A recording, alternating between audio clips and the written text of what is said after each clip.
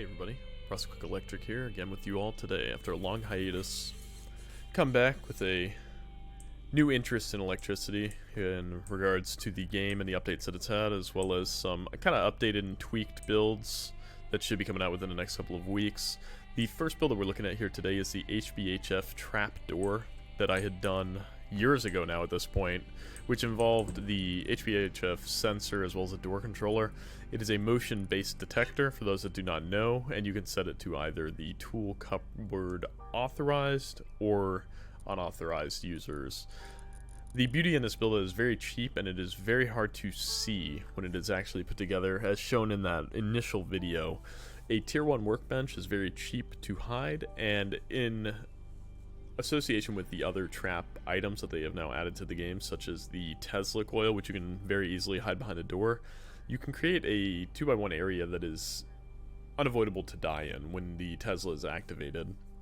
Now, I've not got the build schematic for the Tesla here, simply because it is a very easy to build schematic. You just hook it up to power, put a switch in between, and you're good to go.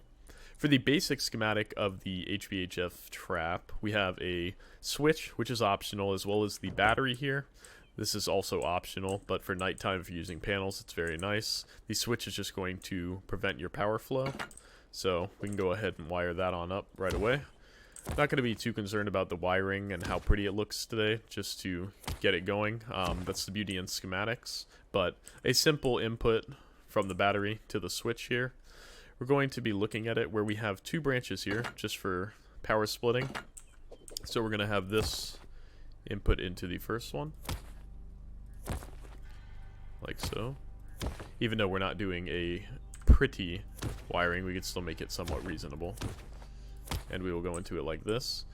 What we're going to end up having here with this is we're going to have the memory cell, which is a big difference in this build. Previously it used the blocker, where the input wire would go into the block as the HBHF procced. The individual will come into the room, and then the block would occur, which would cause the door to force shut. The problem with that is that it could be easily baited and avoided by, if somebody had a duo or if they had a bag nearby, they could F1 kill. It would cause the HBHF to then reopen the door, and they could reach in and grab their body right here at the door without entering the room.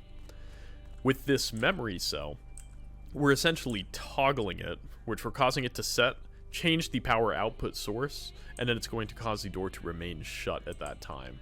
So we're going to use our first branch out here, which it's fine at the default too, which we can actually go ahead and change up the color here. Let's see here. We'll go green for this. One of the nicest additions that's come to this game, in my opinion, for wire management. We're going to go ahead and power that in. We're then going to set up our door controller, which, if you don't recall how that works, place it above your door, which, if we're going to do the trap, you want to keep it as high as possible, but just for education, we're going to keep it like this. You're then going to pair it to the door by pressing E. It is now linked to the door. We're going to go ahead and wire that up, which will do blue for the door. We're going to use the inverted output. We're going to run it across here, and we're going to wire it into the door controller. We then have the HBHF and the button. Now the button here is just another luxury item as well. You can use whatever you like, but this is what we're essentially using as our reset button to reset the trap once it's been armed.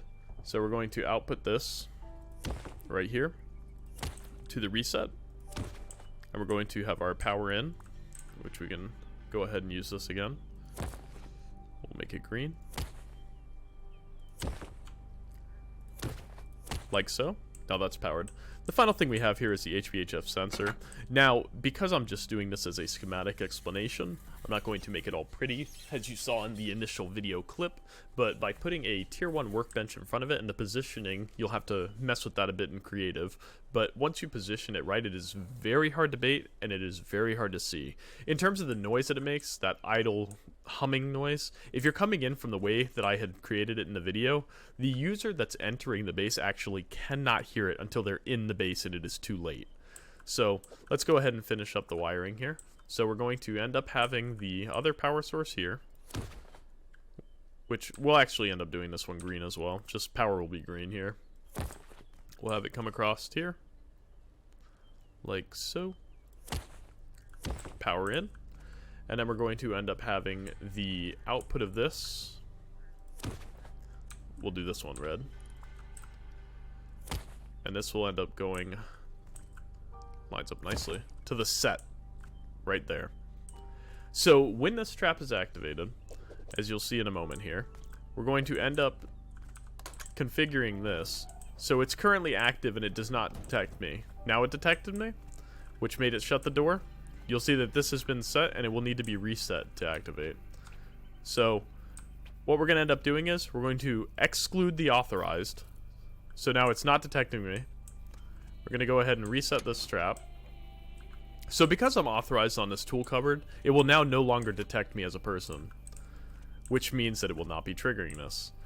The instant you walk into the door as such, and this procs, which you would have it on the opposite wall, and you are not tool cupboard authorized, boom, the door is shut, and it does not matter what I do. If I leave the area where it's detecting, the door still remains shut, which it did not do before with a blocker. The only way to reset it is simply by pressing this once it's deactivated, but you can press that, reset your trap, and then you're good to go. Now the Tesla, you could potentially do it with a timer. So you could have this proc off to a branch, have a timer duration, like say 5 seconds or so, split the power out to a Tesla coil, and it'll do that. The other schematic that I put in this video was in regards to having a remote notification using the RF broadcaster. So if you set up a trap base not far from your main base, you could use this once it triggers and kills somebody to send an alarm to your base. It's a matter of how intricate you want to get with it. In terms of the most basic, this is it in regards to a permanently locking HBHF trap that is very easily managed with a single solar panel.